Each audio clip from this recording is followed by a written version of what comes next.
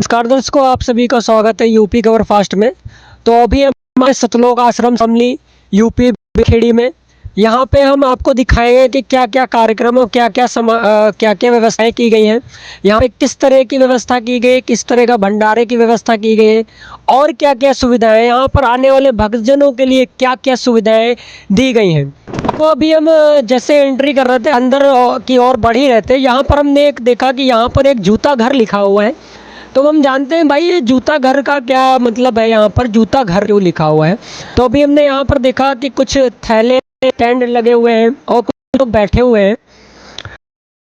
और अब हम यहाँ पर एक अंकल जी बैठे हुए हैं, हम इनसे जानते हैं कि यहाँ पर एक क्या सेवा देख रहे हैं। नमस्कार सर। नमस्कार जी। सर क्या नाम है आपका? राजपाल दास। जूता घर का क्या मतलब?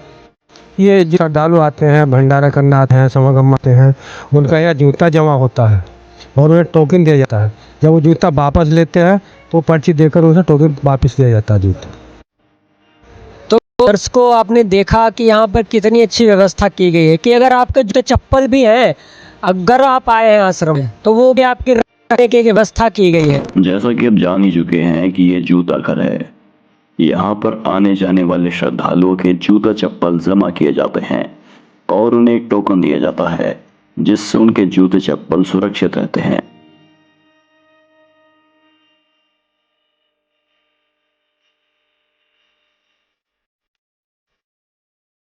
देख सकते हैं दर्शकों, अभी हम पुस्तकालय के पास पहुंच चुके हैं। अब हम आपको पुस्तकालय के सामने के दिखाएंगे। यहाँ पर देख सकते हैं किस तरह से सजावट की गई है। तो दोस्तों, अभी हम पुस्तकालय के पास आ चुके हैं। अब हम यहाँ पर दिखाएंगे आपको पुस्तकें रखी हुई हैं। यहाँ पर देख सकते हैं आप पुस्तकें रखी गई हैं, जिसमें ये ज्ञान गंगा है। तो दर्शकों, जैसा कि हमारे साथी रिपोर्टर ने आपको दिखाई यहाँ की व्यवस्थाएं, अब हम आपको दिखाएंगे कि यहाँ पर क्या क्या तैयारी चल रही है।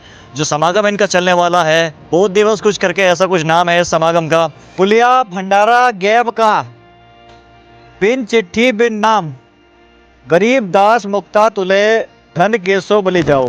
दोस्तों, इस भंडारे में बहुत संख्या में लोग आते हैं। आप देख सकते हैं चारों ओर कितनी भीड़ यहाँ पर इस भंडारे में आ रही है। दोस्तों, यहाँ पर ये हलवा प्रसाद दिया जा रहा है संत रामपाल जी महाराज के शिष्यों द्वारा।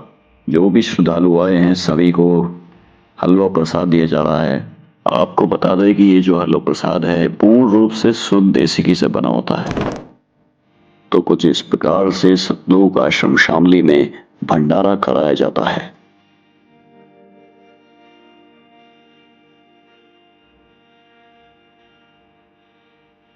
ये प्रणाम स्थल है जहां पर श्रद्धालु अपने गुरु जी को दंडवत प्रणाम करते हैं।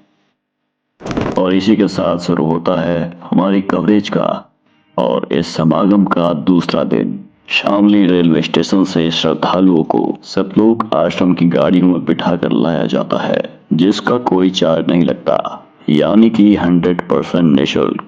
यह सतलोक आश्रम शामली का मुख्य द्वार है, जिसे एक महल रूपी दरवाजे के समान बनाया गया है। आइए चलते हैं अंदर की ओर।